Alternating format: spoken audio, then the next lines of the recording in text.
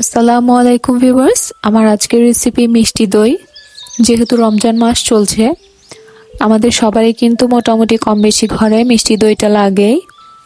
সারাদিন রোজা রাখার পর এরকম ঠান্ডা ঠান্ডা মিষ্টি দই দিয়ে যে কোনো ডেজার্ট আইটেম বা এমনিতেই কিন্তু এক বাটি মিষ্টি দই খেলে আমাদের আর কিছুই লাগবে না।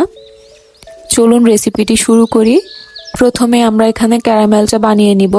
দইয়ে একটা সুন্দর কালার আসার জন্য ক্যারামেলটা ইউজ করছি। আপনারা যদি সাদা দই খেতে পছন্দ করেন, এই প্রসেসটা স্কিপ করবেন। চিনি দিয়ে দিলাম 1/4 কাপ পরিমাণ। 1 টেবিল চামচ পানি দিয়ে আমি নেড়েচেড়ে এভাবে একটা সুন্দর কালার আসা পর্যন্ত ক্যারামেলটা বানিয়ে নিব। এই পর্যায়ে আমি চুলাটা অফ করে দিচ্ছি। এরকম একটা সুন্দর কালার আসলেই কিন্তু চুলাটা অফ করে দিতে হবে। তারপরে আমরা আগে থেকে জাল করে রাখা গরম দুধ দিয়ে দিচ্ছি 1.5 কাপ পরিমাণ। এখানে কিন্তু ঠান্ডা দুধ ইউজ করা যাবে না, তাহলে কিন্তু ক্যারামেলটা আরও জমে যাবে, সহজে গলতে চাইবে না। তাই চেষ্টা করবেন একদম গরম দুধ আগে থেকে গরম করে তারপর ইউজ করার জন্য। যেহেতু আমি এখানে দুধটাকে ঘন করব না, তার জন্য আমি এখানে 1/4 কাপ পরিমাণ গুঁড়া দুধ দিয়ে দিলাম। গুঁড়া দুধ দিয়ে ভালো মতো নেড়ে চেড়ে আর একটু জাল করে নিব। বেশি জাল করার প্রয়োজন নেই, কারণ আমরা এখানে গুঁড়ো দুধ দিয়েছি।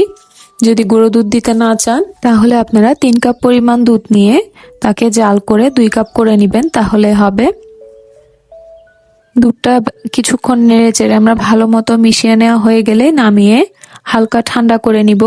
একটা আঙুল চুবিয়ে দুধের মধ্যে কিছুক্ষণ রাখলে যদি তাপমাত্রাটা সহ্য করতে পারেন, তাহলে বুঝবেন দুধের তাপমাত্রা ঠিক আছে। এখন দইটা মিক্স করার জন্য পারফেক্ট একটা টেম্পারেচার। আমি আজকে দই বীজ হিসেবে ইউজ করব টক দই। যদি হাতের কাছে মিষ্টি দই থাকে তাহলে দিতে পারবেন। 1/3 কাপ পরিমাণ টক দই এভাবে স্ট্রেনারে পানি ঝরাতে দিয়েছিলাম।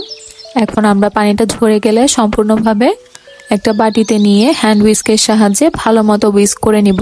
পানিটা যদি না ঝরান, তাহলে কিন্তু দইয়ের থেকে পানি কাটবে, দইটা ভালো মতো বসবে না।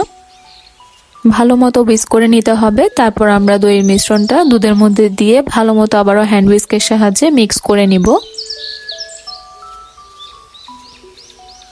আজকে আমি দইটা বসানোর জন্য স্টিলের বাটি ইউজ করব। স্টিলের বাটির মধ্যেও কিন্তু দই খুব ভালো মতো জমে।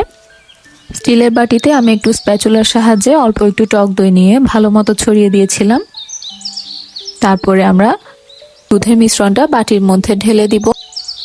তারপর উপরে যাতে কোনোভাবে বাতাস ঢুকতে না পারে, এভাবে একটা ভারী কিছু আপনি উপরে দিয়ে দিবেন, ঢাকনা দিয়ে। আমি এভাবে রোদের মধ্যে রেখে দিয়েছি 5 থেকে 6 ঘন্টা মতো। আপনাদের কাছে যদি কম্বল থাকে কম্বল দিয়ে ঢেকে রাখতে পারেন, বা ভারী কিছু দিয়ে ঢেকে রাখবেন গরম কোনো জায়গায়। রেখে দিলে দইটা জমে যাবে। 5-6 ঘন্টা পর আমি 1 ঘন্টার মতো ফ্রিজে রেখেছি দইটা। আমাদের দেখুন খুব সুন্দরভাবে দইটা জমে গিয়েছে। দেখুন খুব সহজেই কিন্তু এভাবে আমাদের দইটা রেডি হয়ে গেল।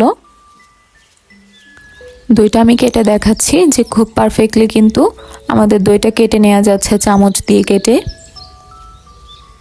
চাইলে এভাবে আপনারা বাসায় খুব সহজে আমার রেসিপিটি ফলো করে বানিয়ে ফেলতে পারেন মিষ্টি দই। আসছে ঈদেও কিন্তু কাজে লাগবে আপনাদের। রেসিপিটি ভালো লাগলে চ্যানেলটি সাবস্ক্রাইব করবেন, ভিডিওটিতে একটি লাইক দিবেন আর ভিডিওটি শেয়ার করে দিবেন। ধন্যবাদ।